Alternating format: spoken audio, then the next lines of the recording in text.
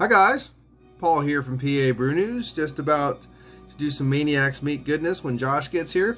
Gonna do a little Central Waters beer I picked up at Party Beverage over in Cunningham area. Drums, Cunningham area. When I took a little trip down to Lehighton today to pick up a keyboard. So, Central Waters Brewing Inc. Vanilla Cherry Stout, Brewers Reserve Bourbon Barrel Aged.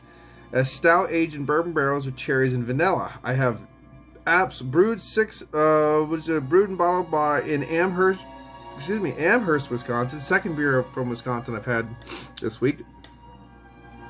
This is the 2020 vintage, and just looking around, just eyeing it up.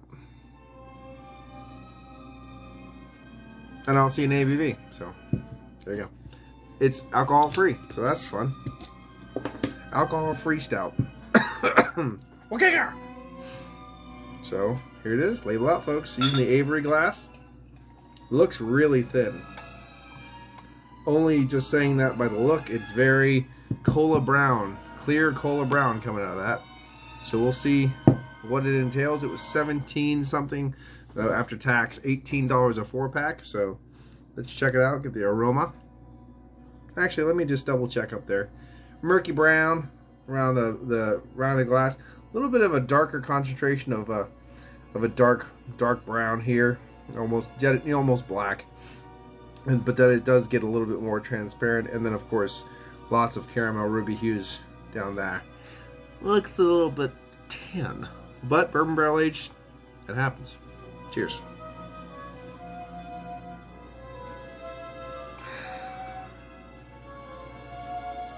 Okay, as advertised, bright caramel peppery bourbon. You do get a waft of those vanilla beans coming through, a little bit of a soft cherry. Also a little bit of raisin mixing with that dark cherry.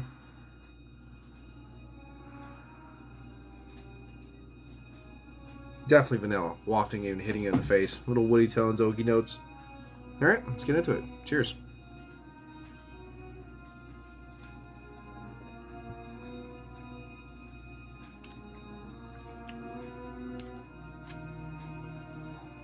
Yeah, my mustache is going crazy, by the way.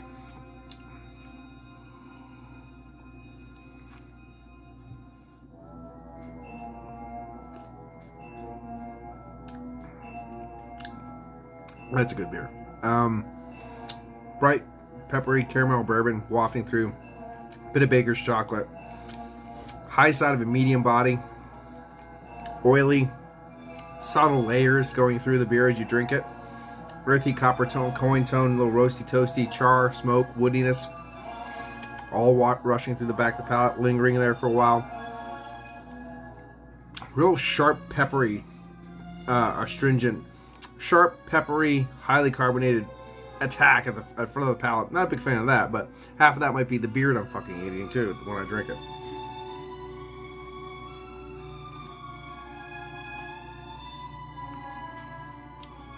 Has a very firm carbonation.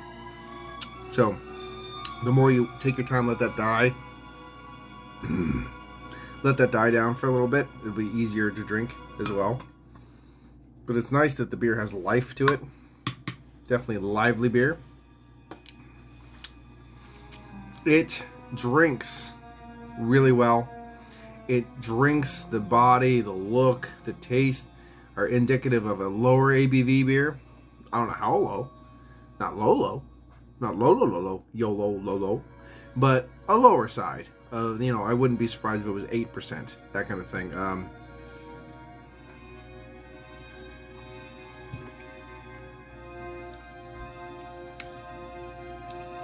It is a tasty beer though, and it does have a lot of nice subtle nuances of brown sugar. That cherry tonality is coming through, mixing with a little bit of raisin. The bourbon barrel is really nice, definitely giving you a lot of that caramel peppery bourbon wafting through the palate, giving you woody tones, little nutty tones, a little bit of that char smoke in the background wafting through the back of the palate, laying in the base of whatever everything's building off of. It's pretty nice brew. Again, I have no idea what the ABV is.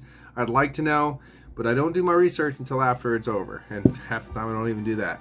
So let's do me a little read here and see what it actually says. We've taken our classic bourbon barrel ale aged cherry stout and artfully entwined it with vanilla. This luscious and dark libation is awash with a tartness of real Wisconsin cherries. That's not a Wisconsin accent. Smothered out with soft hints of vanilla. I think the vanilla is a lot stronger than the cherry in this one, to be perfectly honest.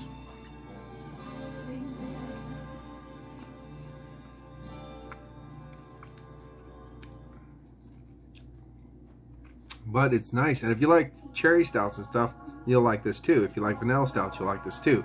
So it's kind of the best of both worlds going thing. And if you like a bourbon barrel aged beer, it's going to be that too. You know what I mean? It's kind of having a little bit of everything, kind of hitting the marks there. Very nice beer indeed.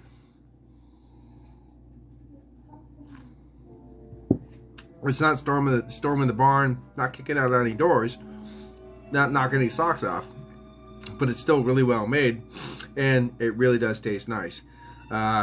Very approachable. It's a bit thin.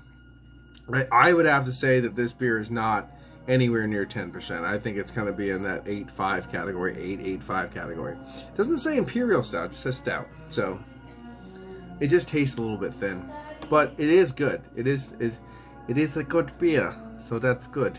So yeah, for what it is, I have no problem giving this one a 9 out of 10. I think it's actually pretty damn good.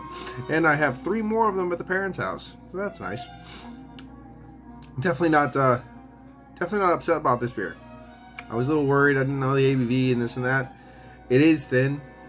It is easy drinking, overcarbonated. Those little things about it. But for what it is, it's actually a pretty damn little fun beer. And a little bit different than what I have been drinking lately with the cherry and the vanillas and stuff. So, well, nice. So, that being said, this has been Paul from PABrewNews. Cheers. Watch that finger. Here it comes.